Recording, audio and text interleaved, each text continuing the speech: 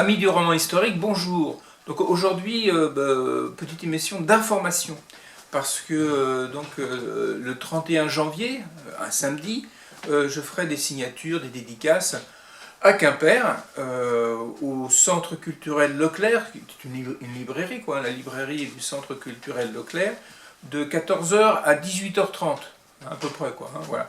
Et donc je serai content de discuter avec vous, de parler de littérature et d'histoire. Et donc je vous rappelle, hein, c'est dans une semaine, c'est à Quimper à 14h jusqu'à 18h30, donc au centre culturel Leclerc, la librairie. Voilà, donc pour illustrer ça, je vais vous relire la quatrième de couverture du premier tome. Donc le premier tome, hein, qui est édité, hein, ça vous le savez depuis un bout de temps, aux éditions Hennes et Glenn. Donc vous pouvez le demander dans n'importe quelle librairie ou sur internet, à la FNAC, chez Leclerc, Amazon, etc. Ou chez votre libraire de quartier, quoi. Donc je vous relis la quatrième. Cornouailles, XVIIIe siècle, jeune paysan du plus profond de la Basse-Bretagne, Caorentine, Larour, est fasciné par les contes et légendes de sa douce enfance. Quand il ne travaille pas à la ferme, ses pensées vont à la jolie aristocrate Louise de Kerguelen, dont il est secrètement amoureux. Mais la paix qu'il a toujours connue prend brutalement fin. Une dispute entre un bourgeois propriétaire de leur ferme et le père de Caorentine les pousse, lui et sa famille, à l'exil. Ils pensent pouvoir prendre un nouveau départ sur l'île Saint-Nicolas, au Glénan, mais un terrible drame bouleverse leur vie. Pour se reconstruire, par d'autres choix, Caorentine et son père doivent à nouveau partir. De sombres événements les guettent alors, depuis le soulèvement de Fouesnant jusqu'à la terrible guerre de Vendée. Nouvelle langue, nouveaux prénoms, hein, puisqu'on l'appellera plutôt Corentin après, bien sûr. Nouvelle rencontre, le jeune breton doit-il mettre de côté ses origines et son passé pour trouver sa place au sein d'une France en pleine mutation. Voilà, donc comme c'est une chaîne où le thème c'est donc la littérature et les sources de cette littérature historique, hein, j'ai donc trouvé deux passages, enfin déjà un passage dans le premier tome, c'est une des sources, hein, j'en ai utilisé beaucoup, hein, mais je vous avais donné les sources, hein, dans une autre émission, l'essentiel des sources. Donc ça c'est une des sources, je vous fais une lecture sur une des sources de Charette, hein, d'Anne Bernet, qui était paru chez Perrin, hein, voilà. Et donc c'est un bout de temps, ça. Je me demande si c'est pas au XXe siècle même. Hein. C'était quand? Non, c'était en 2005. Et donc j'ai trouvé un passage, je me suis trompé de feuille, excusez-moi. Voilà, c'est celle-là. Celle-là, c'est une autre émission. Donc ça, c'est page 258.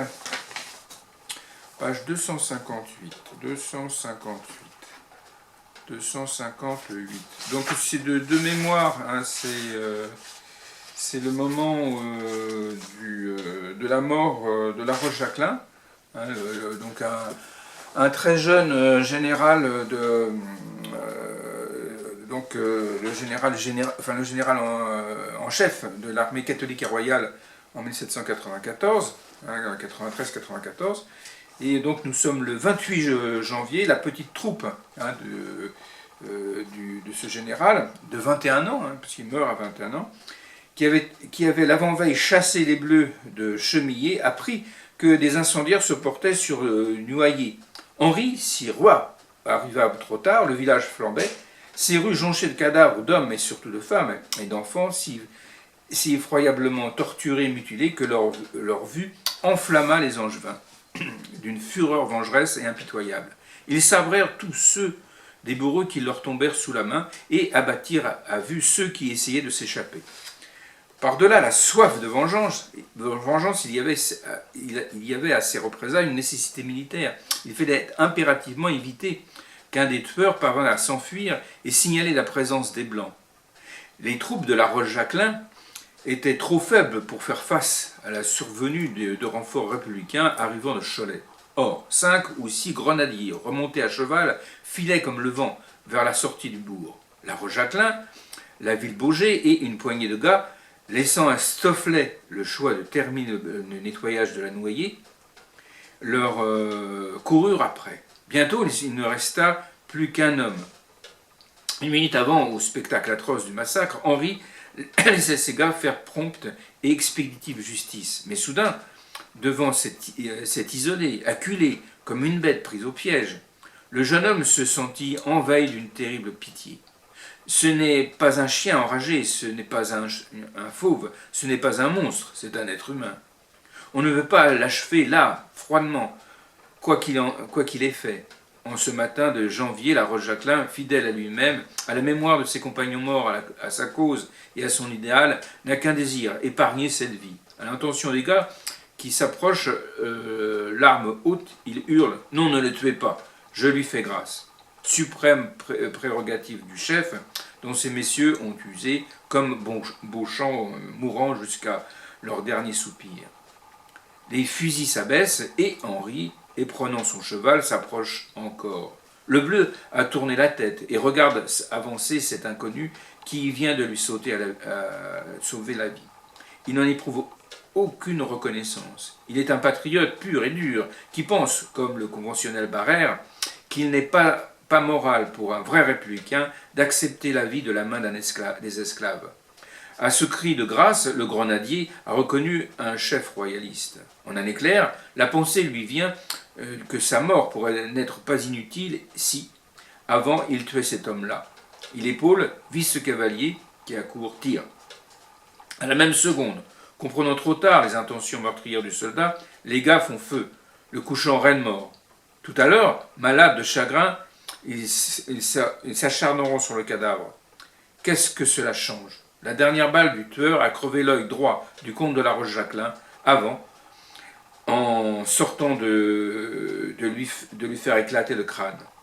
Henri bascule en arrière, tombe de cheval, retenu dans sa chute par la ville Baugé qui hurle d'horreur, de détresse, de peine. On enterra en hâte, à l'écart du village, dans le champ où il était tombé, poursuivi par la crainte que les Bleus découvrissent la pauvre tombe. Stofflet, qui sanglotait comme un enfant, avait eu la sinistre précaution de défigurer le beau visage de l'archange vendéen, déjà rendu méconnaissable, pourtant par ses blessures, et le laissant le corps nu dans la terre, sans aucun signe ou vêtement qui permît une éventuelle identification. Voilà, donc c'est une source qui est très intéressante. Anne Bernès, c'est une historienne, hein, mais bon, c'est écrit un peu comme un romancier, et c'est très tentant d'utiliser tous ces détails, toutes ces anecdotes. Donc c'est de la romance de conte, quoi. Elle raconte une histoire, c'est de l'histoire quand même, et c'est très très intéressant. Voilà, donc c'était une des sources du premier tome. Donc je le remets ici. Ensuite, je vais vous lire un petit passage. Non, je vais vous lire la quatrième de couverture du. Tout se casse la figure. Je vais vous lire la quatrième de couverture du 2. Ah là là, tiens pas tout cette histoire. Voilà. Quatrième de couverture du 2. Et mes lunettes sont là. Donc, prisonnier des soldats bleus, hein, c'est la chute du premier. Et donc ça divulgage un peu.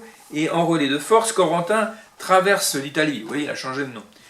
L'Égypte ira jusqu'à Damas, hein, le sabre de Damas. Il ira jusqu'à Damas et Istanbul. Et il est toujours à la poursuite de son identité et de son amour. S'évadera-t-il pour rejoindre ses anciens compagnons royalistes ou se laissera-t-il fasciner en Italie par un jeune général nommé Bonaparte? Bonaparte à l'origine. Hein. Il rencontrera aussi l'amitié, celle de Maurice et de Charles-Louis Lassalle. Sa route croisera encore celle de Louise en Égypte pour s'en éloigner à nouveau, bien malgré eux. Une suite incroyable d'événements conduira à retraverser la Méditerranée et à revenir en Bretagne où il espère bien rester pour toujours sans avoir à reprendre les armes. Ce qui ne sera pas le cas bien sûr, autrement il n'y aura pas la suite. Hein. Voilà, donc je remets mon petit roman par là. Voilà. Ah, mais je repousse l'autre. Voilà. Comme ça. difficile. Hein. Voilà. Ensuite, donc je vous lis un petit passage d'une autre source tout aussi intéressante et plein d'anecdotes qu'Anne Bernet, c'est Marcel Dupont. Alors, c'est beaucoup plus ancien, c'est les années 60. Donc, j'aime bien comme nom en plus Marcel Dupont, ça ressemble à Super Dupont, et Marcel comme Marcel Gottlieb, l'inventeur de Super Dupont. Si vous ne connaissez pas Super Dupont, c'est des bandes dessinées, et c'est génial, c'est les bandes dessinées des années 60-70. Il faut lire absolument Super Dupont ou Hamster Jovial de Gottlieb, Marcel Gottlieb. Enfin bref, je m'égare. Là, c'est Marcel Dupont, donc historien des années 50-60. Et donc, je crois que ça a été publié il y a très très longtemps, ça. Hein, c'est très vieux. Je ne sais pas s'il y a la date sur ces. 1950, hein, voilà, 1950. Donc, page, dans ce tome-là, c'est le premier tome de Napoléon en campagne, Arcole à Aboukir. Donc, j'ai relevé un petit passage que j'utilise hein, dans le deuxième tome. C'est page 166, je crois, c'est ça. Hein. J'espère que je ne me suis pas trompé. 166.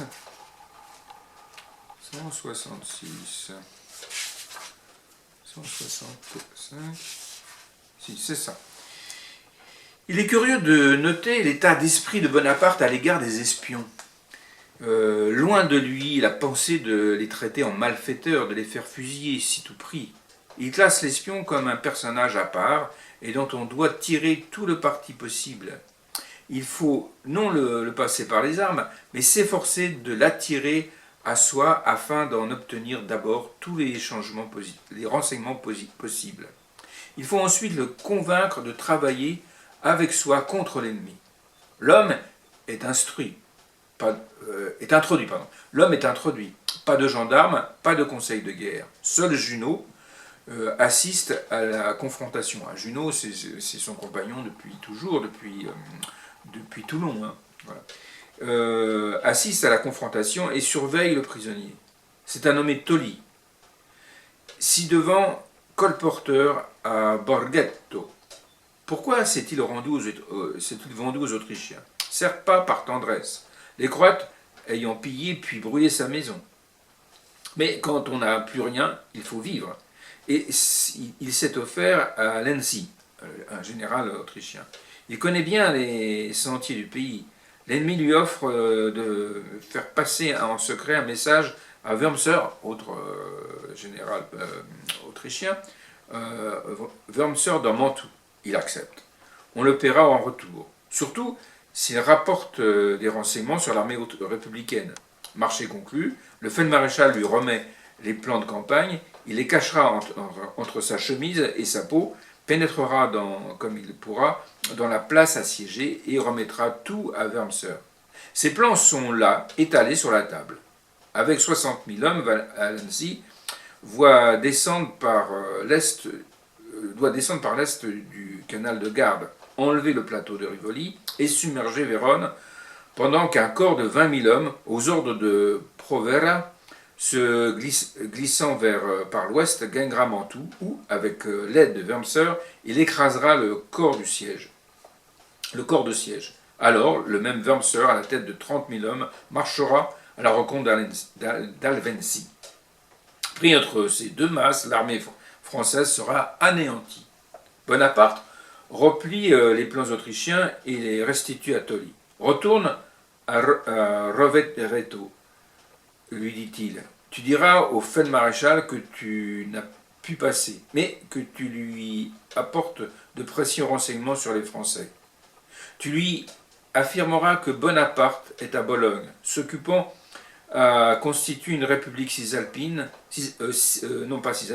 cipadane, excusez-moi, que Joubert et Masséna n'ont pas 10 000 hommes à lui opposer, que les Français sont démoralisés.